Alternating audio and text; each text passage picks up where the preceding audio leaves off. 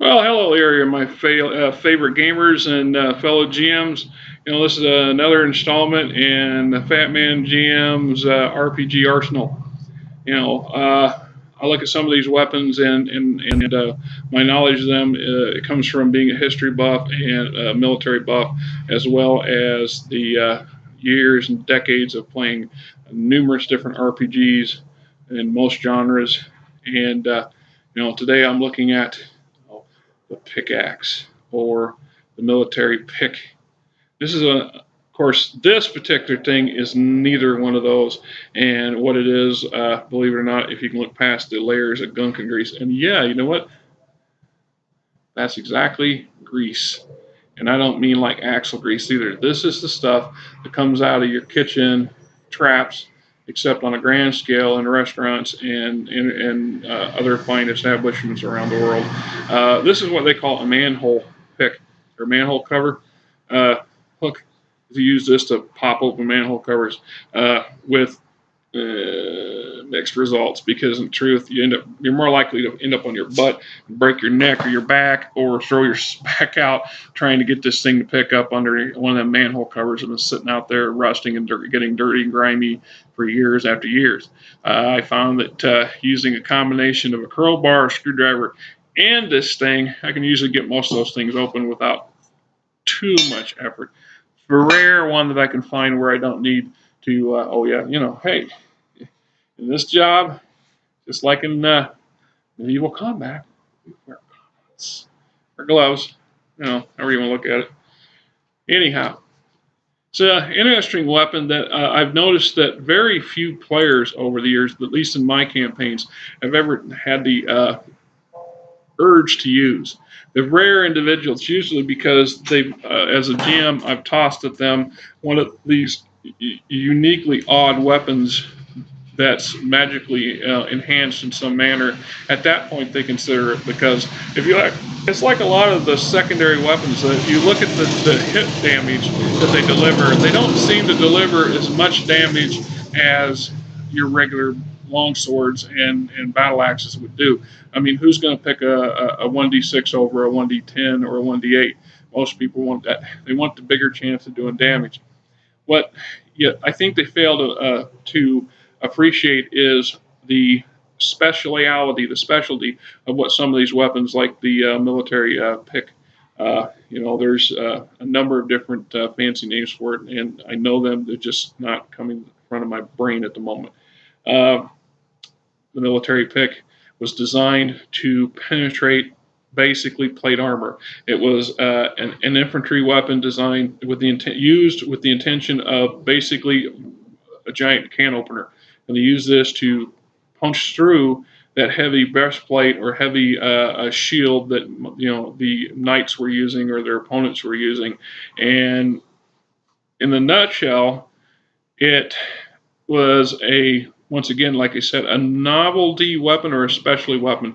It got its beginnings from the humble pickaxe or pick that was used in farming and in mining and so on and so forth, and evolved or was modified to do what it does best.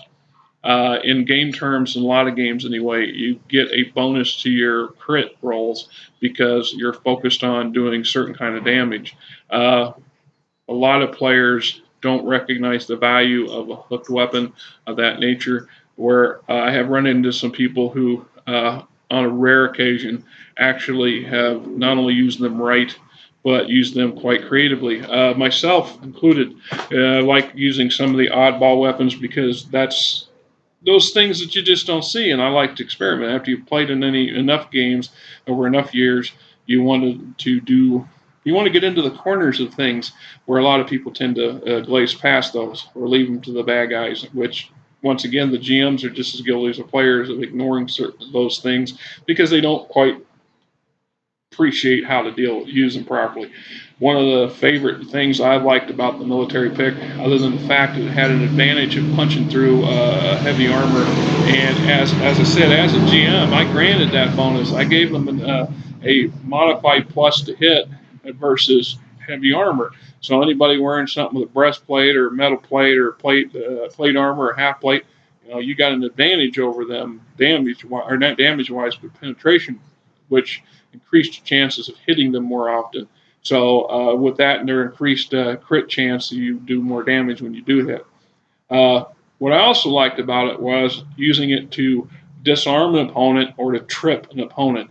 Now, once again, I've had a discussion. I think when I was just was talking about the use of whips in the same venue, the mechanics in the game system for dis, uh, trying to disarm somebody and to trip somebody is weighed heavily in favor of the defender and not the offender, if you will. And I don't quite appreciate or understand the mechanical mindset behind that particular ruling back in the day. If you got a guy who's trying to disarm you, you're fighting defensively at this point. You're trying to prevent yourself from only getting attacked or being harmed, but being disarmed from your weapon. So you shouldn't get a bonus. So when your opponent fails to disarm you or fails to trip you, you get a free attack on him. I think you'd be in. I've always argued that you're in recovery mode and you're on your back feet, so to speak. You're defensive, and you would have to, at best, I would allow a reactionary roll, such as a dexterity, successful dexterity roll or a successful wisdom roll to see if you were quick enough or wise enough to act on the advantage that open window that was presented to you when your opponent overextended themselves. Using a pick, the military pick in other forms, of course, using it as a pry bar and disarming locks, uh, helping open doors. I give them bonuses for those things because that's what this weapon is originally as a tool was designed to do, was to punch through things and to break up heavy stuff. So using it in that venue creatively outside the box is a good thing, I think. I've always believed that anyway, and I recommend that all players at least one time should experiment with looking at the gamut of weapons available and go outside their comfort zone once in a while. Try using some of these different weapons out there that's available, and resist the urge to use the standard fallback of a good old long sword or broadsword, or battle axe, which is the biggest choice of the biggest three choices for most people, aside from the bow and arrow, of course. You know, and we're not talking about our ranged weapons at this point. So, keep that in mind. It's something worth experimenting with, something worth interesting. Using that from a GM's perspective in the reverse against your opponents. So if your opponents or your players are big on wearing lots of, basically being mobile tanks and wearing lots of heavy armor,